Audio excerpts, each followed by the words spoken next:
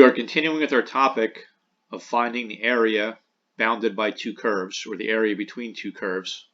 And our example for this video is this right here. Find the area of the region bounded by, and the first equation is 2 minus x squared, second one is y is equal to x. So I already have those two equations in. I made my 2 minus x squared my f of x, and I made my y is equal to x my g of x. And I have a window set up that I can nicely see what I need to see in order to accomplish this. One of the things we need is we need to get those intersection points. That's where we're going to get our information for our a and b value, or the left bound, right bound of our integration.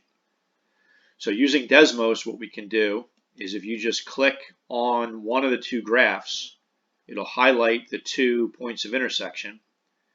And then if you click on those, it leaves those coordinates up there temporarily.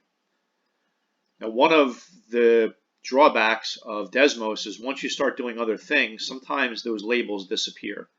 So I want to keep them there. So I am going to type those in as actual points here. So -2, comma -2 was that left point of intersection. And we'll label that, so that's going to stay there, it won't disappear. And then I'm going to do the same thing with the other one, which was at 1, 1.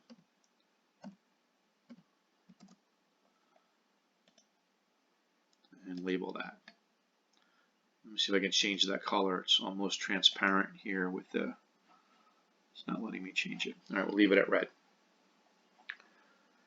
All right, so now we have enough information in order to set up our integral to find that bounded area.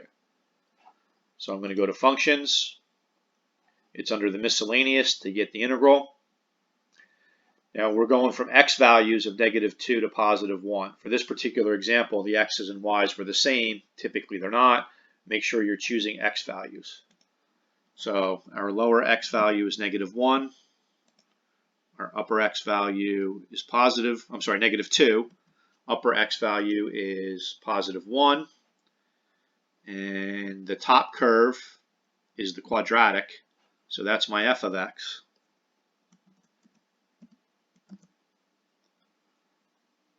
Lost a set of parentheses there.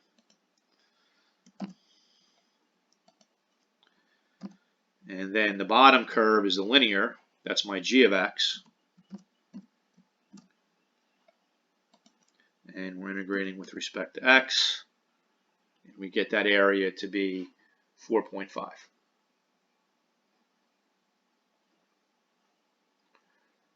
So in summary, the difference between this problem and the ones that we did prior to this particular problem is we always had that left bound, right bound of our interval of interest explicitly defined within the formula.